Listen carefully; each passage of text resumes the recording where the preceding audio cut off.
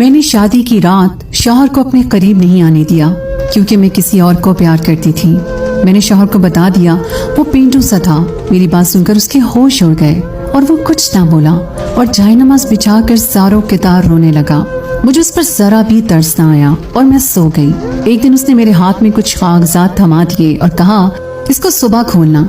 सुबह जब उठी तो वो कागजात देखे तो मेरी जान निकल गई, मेरी चीखें निकल गईं, क्योंकि उसमें अपनी शादी होते ही मैं गांव में 10 घंटे बस का सफर करके पहुंची थी। दुल्हन बने रुखसत होते ही मुझे बस का सफर करना पड़ा। पूरा सफर मैंने खामोशी से किया था। गांव में अपने ससुराली घर पहुंचकर मुझे मेरे कमरे में बिठा दिया गया। मैं एक पढ़ी लिखी BA पास लड़की थी और मेरे वालिदैन ने मेरी मर्जी के खिलाफ मेरी शादी एक गांव के किसान से कर दी। मैं अपनी किस्मत पर फूट फूट कर ना रोती तो और क्या करती। मेरे दिल में कोई उमंग नहीं थी, बस अफसोस था, तकलीफ थी, आंसू थे, गम था। जब मेरा शौहर गुलाम मोहम्मद मेरे कमरे में आया तो मेरे चेहरे पर हद दर्जा नागवारी सी छा गई थी। मैंने उस पर एक उचटती नजर डालकर हटा दी। सफेद शलवार कमीज पहने, उस पर बड़ी बड़ी मूछें, बिल्कुल पेंडू सा लग रहा था। मुस्कुराने से उसकी बत्तीसी पूरी नजर आ रही थी। मेरे पास आकर बैठ गया। कुछ देर मुझे बड़ी महवियत से देखने लगा। मुझे उसका यूं देखना भी बुरा सा लग रहा था। वो मुझे एक आंख नहीं भा रहा था। मुझसे कहने लगा, मैं बहुत खुश नसीब हूँ जो मुझे तुम जैसी प्यारी और पढ़ी लिखी बीवी मिली है। मैंने उसकी बात सुनकर एक तीखी नजर उस पर डाली और कहा, और मैं बहुत बदकिस्मत हूँ जो मुझे एक जाहिल, गवार और पेंडू शौहर मिला है। मेरी बात सुनकर उसके चेहरे की रंगत बदल गई थी। कुछ वो था भी जरा सा सांवला। उसके आगे के 2 दांत भी जरा से बाहर को दिखाई देते थे। वो शायद मुझसे इस किस्म की खरी बात की तवक्को नहीं रखता था। मेरे अंदर तो पहले से जहर सा भरा हुआ था।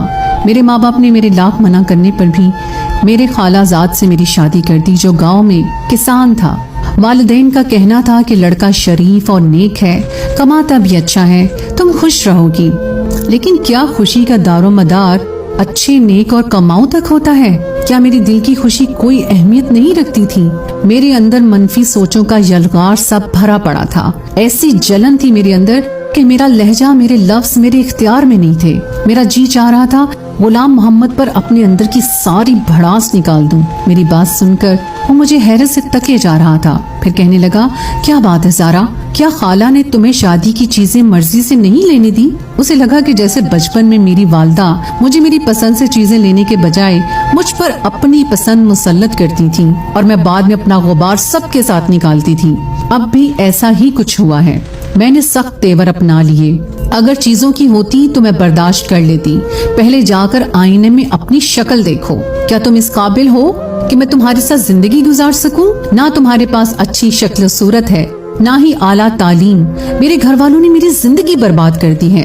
अब बात मेरे ज़ब्त से बाहर की थी। मैं रोने लगी। वो चुप सा हो गया। उसका चेहरा बुझ सा गया था। मैंने रोते हुए कहा कि मैं किसी और से मोहब्बत करती हूँ, मैं तुम्हारे साथ नहीं रह सकती। मेरी ये बात सुनकर वो ताज्जुब से मेरे पास से उठकर खड़ा हो गया। कहने लगा, ज़ारा, ये क्या कह रही हो? होश में तो हो? मैंने कहा, इसमें हैरान होने वाली क्या बात है? जिससे मैं मोहब्बत करती हूँ वो तुमसे 1000 दर्जे अच्छा है, खूबसूरत है, पढ़ा लिखा है। ये सुनकर वो नम आंखें लिए वॉशरूम में चला गया। और ये सच था, मैं एक लड़के की मोहब्बत में मुब्तला थी जिससे मेरी दोस्ती